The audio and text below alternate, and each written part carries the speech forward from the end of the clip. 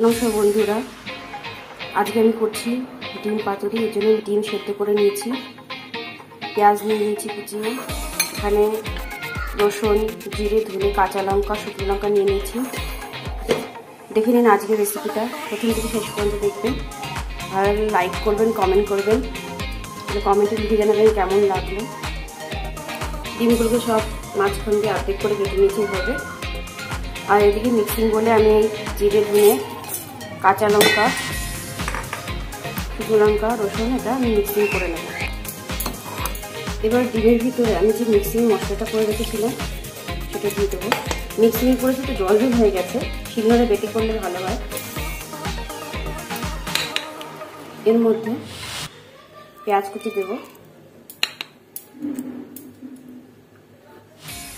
হলুদ,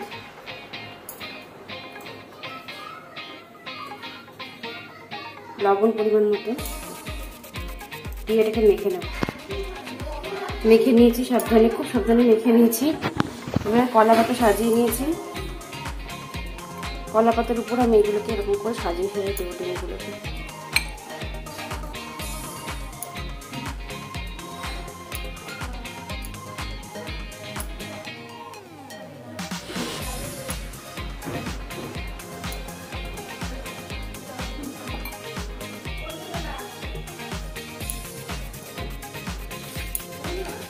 আর এখানে আলু কুচি নিয়ে নিয়েছিলাম, আলু কুচি নিয়ে নিয়েছি।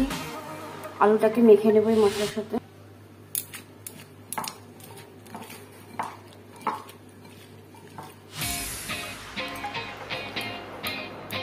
সাইড দিয়ে দেবো,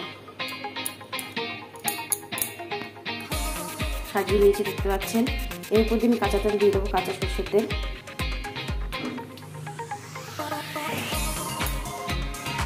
এটাকে কড়াইতে বসিয়ে দেবো। এভাবে বসিয়ে দিয়েছি,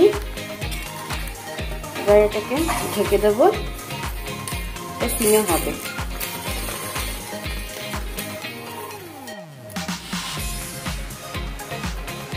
হয়ে গেছে, দেখতে পাচ্ছেন তেল বেরিয়ে এসেছে, দেখতে খুব সুন্দর লাগছে।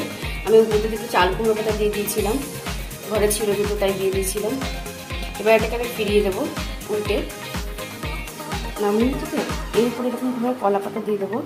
কলা পাতা